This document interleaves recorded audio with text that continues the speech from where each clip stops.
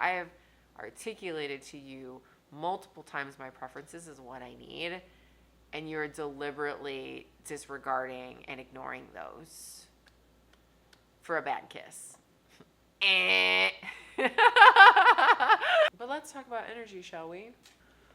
Why do I feel almost embarrassed or shameful to admit that I have not had sex in like almost a year? Why does that feel embarrassing?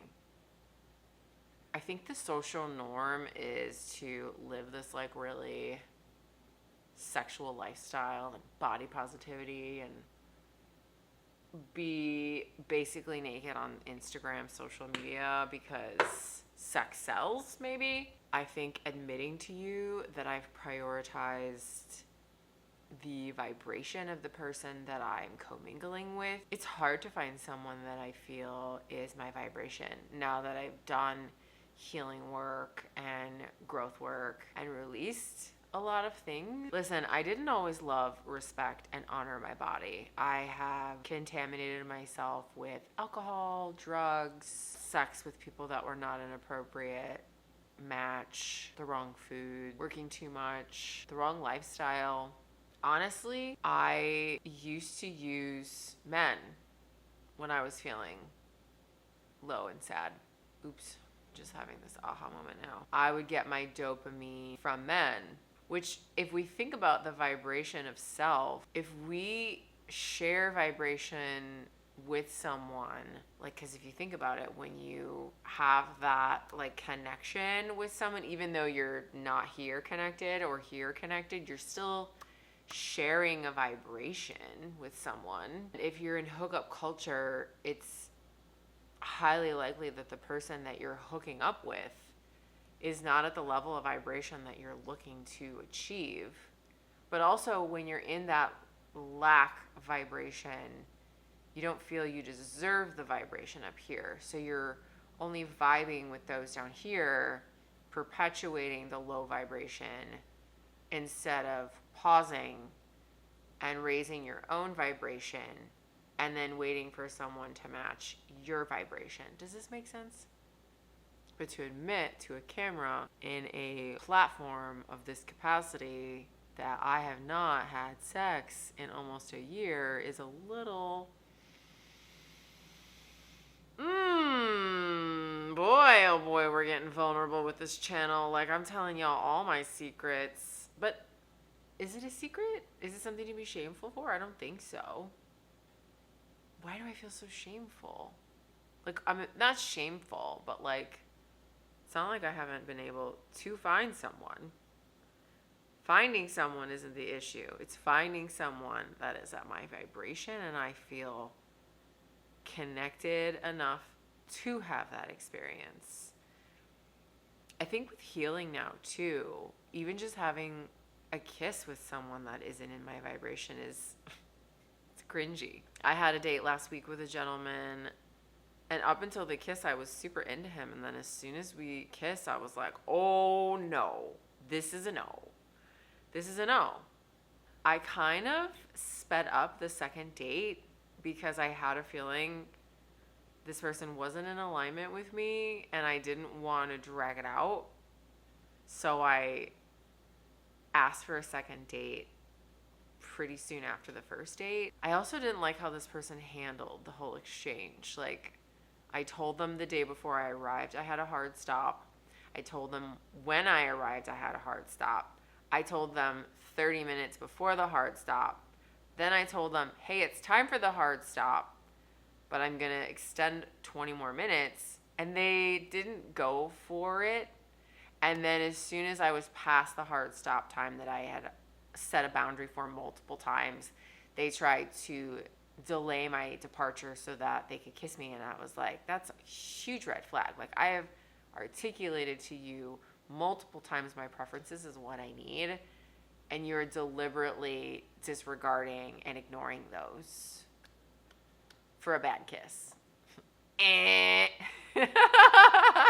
What started this journey? So before becoming celibate, and again, this wasn't like a plan. I like didn't wake up one day at the beginning of this journey and decide this is what was happening. I did a womb healing ceremony in Kauai, which was life-changing. Going to the island of Kauai to me is one of the most sacred places. I would compare it to Sedona or Egypt. For me, it was very activating and felt like home, like a homecoming to my body. It was just very restorative and healing, and it just rejuvenated me in such a way that I felt peace, which is what Sedona and Egypt also did. Fun fact about Kauai is it was their sacred island, so the Polynesians would go to Kauai when the queen was about to give birth, when they wanted to set intention for food, or they wanted to manifest something, they would go to Kauai. So it's considered like the sacred island. And let me tell you, you can feel it. You definitely can feel it. On the side of the island that's by the airport, it feels very commercial. On the Princeville side, where I stayed at the one hotel, it felt much more like the Kalalau Trail, and the waters over there felt much more sacred because there is a small portion of the island that you can't drive.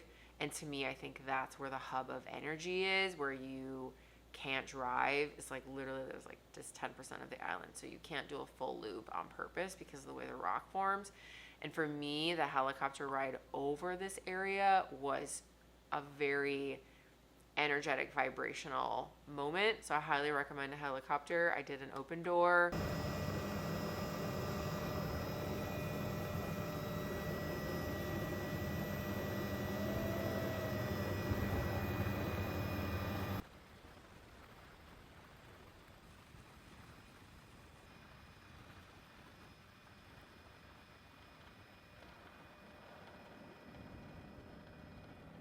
So fun. The one hotel had a ceremony with a woman. I randomly booked it a few days before. I booked the hotel like 2 or 3 weeks before my visit, and I booked this experience I think 4 or 5 days because they were emailing me like activities from an upcoming trip, and it was called the womb healing, and I didn't know what it was going to entail. It was very expensive. I almost was like, do I need to commit to this? And my breathwork coach was like, absolutely, duh, of course. So I went, and I think I did it on my second day. The day before, I did breathwork, I did a sound bath, I did this cacao ceremony back to back to back. The hotel had all of those activities back to back to back the day before. So I arrived, the next morning I did those ceremonies, and then the next day I did the womb healing. Again, I talk about it on this channel a lot. I think when you are going downstream and in the flow of the universe and life and your vibration, things just happen. So because I wasn't trying to force this epiphany or shift or huge revelation of life, I think that womb ceremony just found me. And I think those 3 ceremonies prior, I don't know, the universe works in mysterious ways. Like, how amazing that there was a cacao breathwork and sound bath, like literally back to back to back the day before, the week of Christmas. Like, normally things wouldn't be going on because it was the week of Christmas. I did this amazing healing ceremony with this woman, Touch of Ma, who I still follow on Instagram. I'm very thankful for her because the experience was groundbreakingly life-changing. I know I say these things a lot on this channel, like it was life-changing, but there's been a lot of life-changing things happening to me in the last few years. So I'm just gonna repeat the analogy because these are the things that have helped me shift. And if you're observing this channel, you probably are open and looking to a shift. And so I'm giving you my Cliff's Notes of what worked for me. Do you need to go to Kauai to receive this? No. Can you reach out to her on Instagram and do a Zoom? Probably. I did lay on a very huge, thick slab of rose quartz that was heated, and she did some chanting and some breath. There was some breathing and some movement over me, and it was euphoric for sure. And I could immediately feel the change. And I started dating someone 2 weeks later that I thought maybe I'd manifested with this ceremony. And this person, after a week, you know, when we hung out for a week in person, we realized that we are not in alignment. The last relationship that I had ended in October. They live overseas, and the last time I saw them was October in Paris. And it was really sad and devastating to end that relationship, but it just wasn't going to ever fulfill me in the way that I felt I deserved, because there were other parties involved that were just distracting this person from being able to provide the life of communication and emotions that I was looking for. And they're an amazing human being, and I miss them. I think about them often. But they weren't 100% what I was looking for. And sometimes these people come as a lesson. And now when I see and meet and date people, I always compare them to him, because if they're not better than him, then I don't want it, because he was so great. He was so lovely. And if we lived closer, we'd probably still be dating. But moving on. Literally and figuratively in that video and in life. Moving on. So it has nearly been a year, and I think the first couple months I wasn't intentionally being celibate. I just felt that my womb was so sacred. I didn't want to just taint it with just anybody. And I had been dealing with the integration of my bufo ceremonies and just really feeling reconnected to self and the level of energy that I deserved. And it just turned into I feel like I have this I think it's challenging once you date someone that's healthy, healed, and emotionally intuitive and emotionally mature, to go back down. Like, I really can't connect or relate to a man. Like, the way these men flirt, I'm like, does this work? But it must work for other women. Like, I had a guy, I'm on Raya. If you're not familiar with Raya, it's like a very exclusive dating app. Yes, there are famous people on here. And this gentleman, we exchanged 3 to 4 texts. And he commented my photos, and I said, which one's your favorite? And he said, this one. And I said, okay, well, I just added another one that's, the same color of that, whatever. And he goes, oh, did ya? And he goes, oh, so I don't get the one sent directly to me yet? Ha ha. Like, what made you think you deserved for me to send you beautiful pictures yet? Like, we've literally texted 4 times. Like, I'm just really confused about the low-hanging branches of a tree that men are offering right now with dating. I think dating both sides is pretty ratchet. I mean, I think men and women are both just giving breadcrumbs, because they're just, I'm gonna guess they're just so energetically scared to connect with anybody, because there are so many ratchet people that are unhealed running around pretending that they want something when they genuinely don't. The options are low. Like, my ex, oh my God. Not even a question. He would have had multiple reservations at all of my favorite places, and he would have been like, okay, you pick. He would have picked me up. He would have opened the door. He would have got out of the car to open the door for me. Like, this man was a true gentleman. I think women as a collective, guilty, have allowed a very low level of effort to be considered enough effort.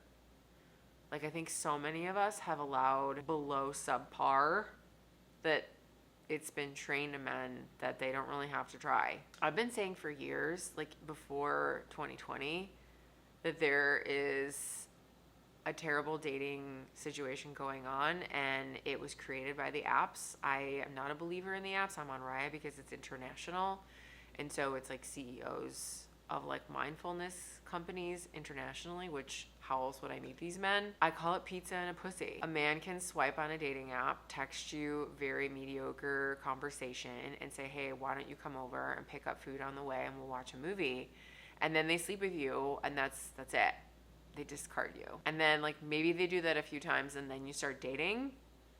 That's, I think, how modern dating is right now. You sleep together multiple times before there's really been any effort to see if you like each other, and then you invest in a relationship.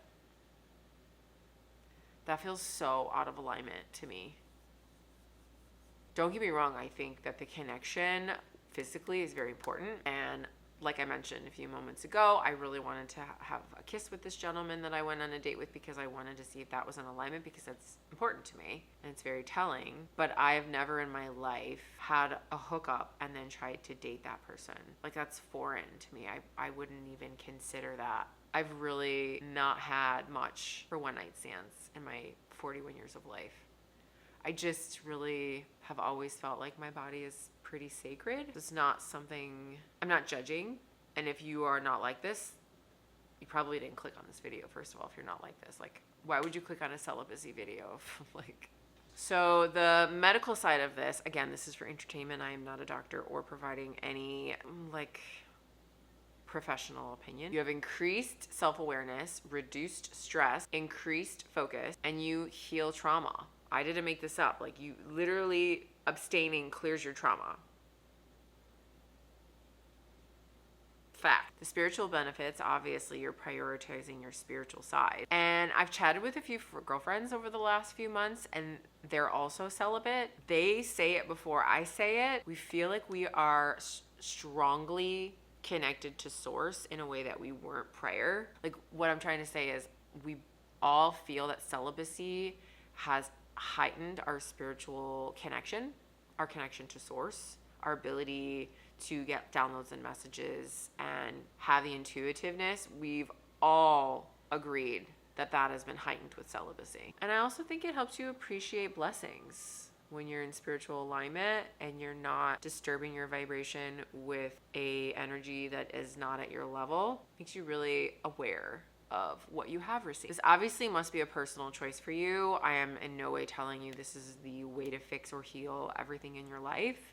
I'm just trying to express and explain to you, I accidentally stumbled into this, and this is what has happened. This has been the outcome, which I feel has been a very positive outcome. And if someone would have told me in January when I started this journey that this would be the outcome, I would have started it sooner.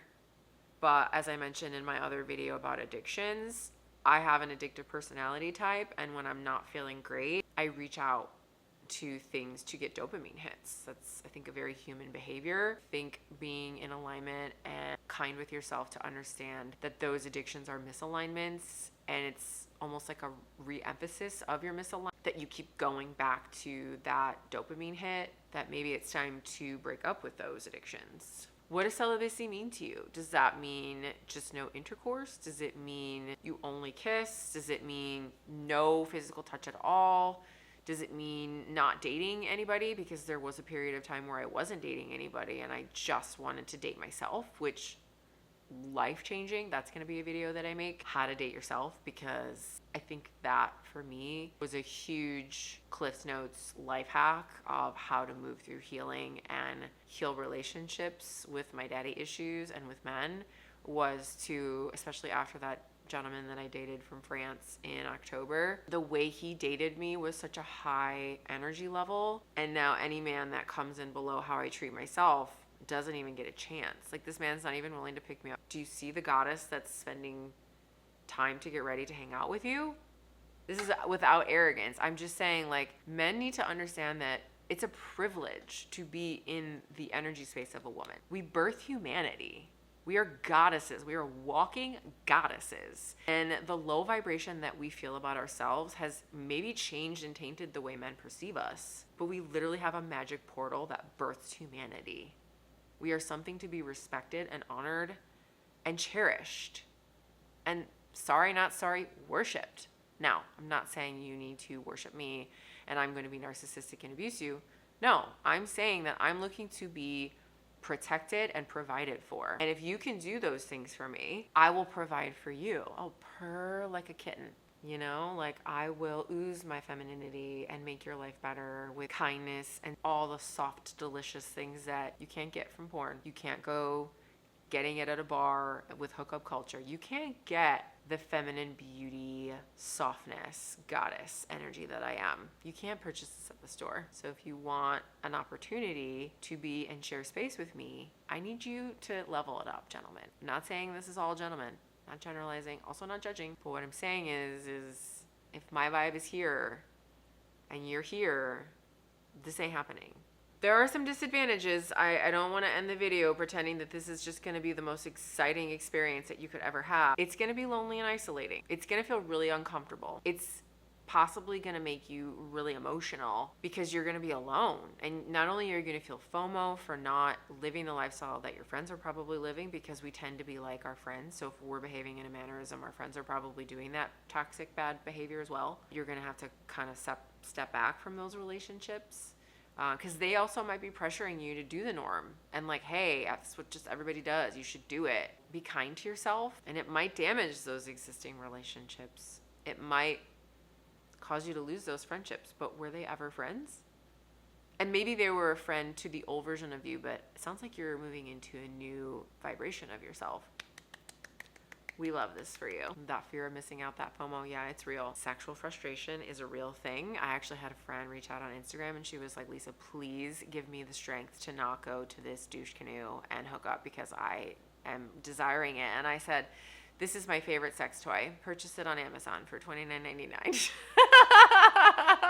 I'm blushing. You also might be bitter that you are missing out on the sexual connection, but it's with the wrong people. And I think it's in total alignment with my channel and why I think celibacy is something that you should consider and try. Even if you're in a relationship, you can tell your partner that you need to take a step back from the sexual aspect, because I think if you're having attachment style issues like avoidant or anxious attachment, I think disconnecting from the sexual portion of it can really help you work through the trauma and heal from those addiction behaviors. It's also going to give you more clarity on what you want, because again, it's going to raise your vibration because you're not dirtying it with other people's yucky vibration, right? Hookup culture, those vibrations are generally people that are in alignment. By removing that and working on self and dating self, you obviously naturally will raise your vibration and you'll improve your personal development. You'll also improve your emotional connectiveness, your connectability. You'll increase your emotional intelligence. I mean, I'm kind of making this sound like this is a no-brainer and that you should do it. Really no pressure. And again, if someone had told me before I started this journey that this is what was going to come of it, I would have started it sooner. But it was rough and tough, and just like any part of healing in life, it was a lot. But I'm cheering for you. I believe in you. If you need any support, just send me a message and I'll give you some words of encouragement, because I think it's absolutely worth it.